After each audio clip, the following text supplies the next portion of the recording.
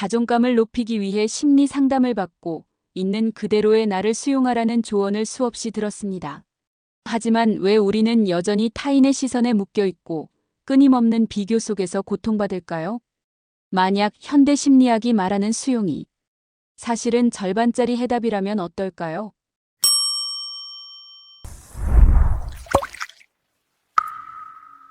오늘은 수용을 넘어선 진정한 자존감 회복의 열쇠, 회개에 대해 성경 속 한 인물, 삭개오를 통해 완전히 새롭게 조명해 보겠습니다.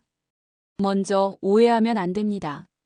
현대 심리학이 말하는 자기 수용은 매우 중요하고 강력한 치유의 도구입니다. 나는 부족해도 괜찮아, 실수할 수 있어. 나의 이런 모습도 나야라고 스스로를 받아들이는 것이죠. 이것은 있는 그대로의 나를 인정하는 단계입니다. 특히 나의 연약함, 트라우마, 상처를 끌어안는 과정이죠. 이것 없이는 어떤 회복도 시작될 수 없습니다. 이것은 명백한 시작점입니다. 하지만 바로 여기에 공허함의 이유가 있습니다. 만약 나의 문제가 나의 연약함이 아니라 명백한 잘못이나 죄에서 비롯된 것이라면 어떨까요? 예를 들어, 내가 누군가에게 의도적으로 상처를 줬거나 부정을 저질렀거나 혹은 스스로가 생각해도 이건 정말 부끄러운 일이라고 여기는 수치심의 영역 말입니다. 심리학의 수용은 이 깨진 항아리를 깨진 채로도 아름다워라고 말해줍니다. 하지만 그 깨진 틈으로 계속 물이 새어나간다면, 즉 죄책감이 내 삶을 계속 갉아먹고 있다면 깨진 채로 괜찮다는 위로가 과연 근본적인 해결책이 될 수 있을까요? 우리는 수용받는 것을 넘어 그 죄책감과 수치심으로부터 해방되기를 원합니다. 바로 이 지점에서 성경은 2000년 전 한 인물, 삭개오를 우리에게 보여줍니다. 삭개오. 직업은 세리장입니다.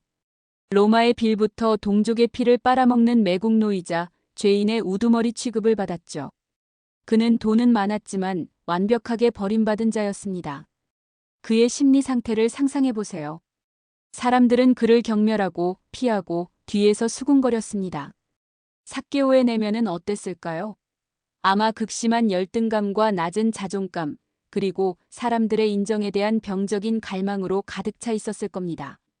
그가 키가 작았다는 성경의 묘사는 단순한 신체적 사실을 넘어 그의 손상된 자존감을 보여주는 상징일지도 모릅니다. 그는 어떻게든 예수님을 보고 싶었습니다. 자신을 경멸하는 사람들 사이를 뚫지 못하자 그는 체면을 버리고 뽕나무 위로 올라갑니다. 생각해보세요. 그 지역의 세리장입니다. 돈 많고 지위 있는 어른이 아이처럼 나무에 올라갔습니다.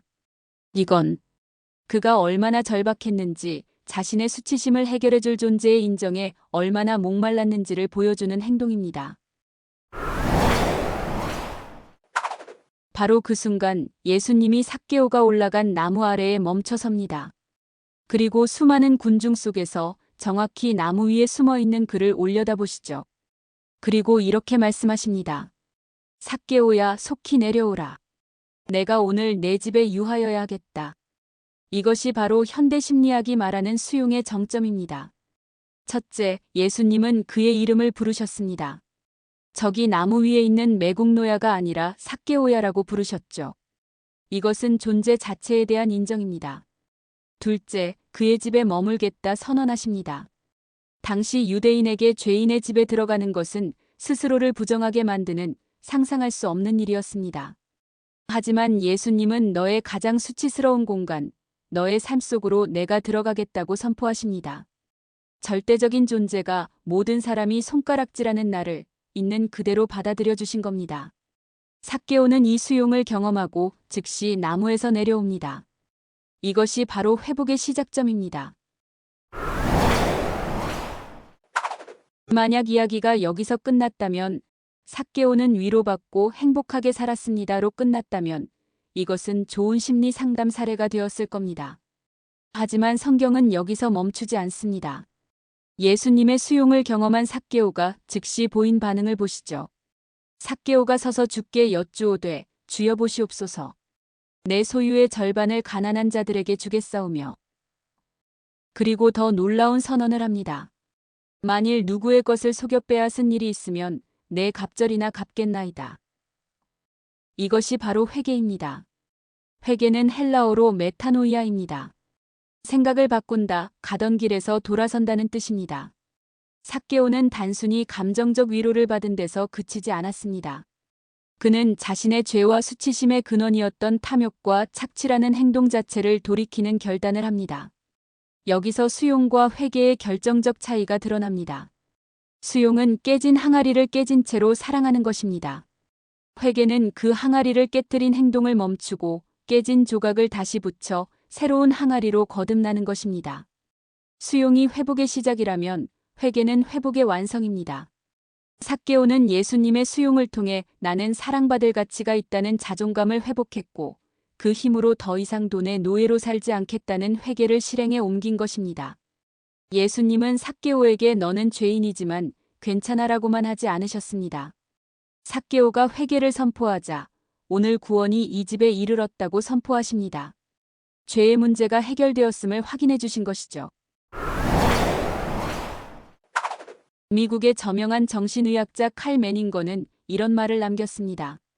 정신병 환자들에게 그들의 죄가 용서받았음을 확신시킬 수만 있다면 이들 중 4분의 3은 다음 날 태어날 수 있을 것이다. 이것이 핵심입니다. 심리학의 수용은 우리의 수치심을 위로합니다. 하지만 기독교의 회개는 예수 그리스도의 십자가를 통해 우리의 죄책감과 수치심의 근원을 완전히 용서받고 제거합니다. 여러분이 아무리 나는 괜찮다고 스스로를 수용하려 해도 계속 공허했다면 그것은 용서받아야 할 죄책감을 수용해야 할 연약함으로 착각하고 있었기 때문일지도 모릅니다. 오늘 당신의 자존감을 갉아먹는 진짜 수치심은 무엇인가요? 혹시 수용을 넘어 회개로 나아가야 할 영역은 없으신가요? 예수님은 삭개오를 수용하셨듯 오늘 당신의 이름을 부르십니다. 그리고 당신의 집에 머물기를 원하십니다. 그 수용의 힘을 입어 회개의 용기를 내시길 바랍니다. 여러분이 수용을 넘어 회개로 나아갔던 경험, 혹은 오늘 말씀에 대한 생각을 댓글로 자유롭게 나눠주세요. 다음 시간에는 크리스천의 인간관계 편으로 돌아오겠습니다.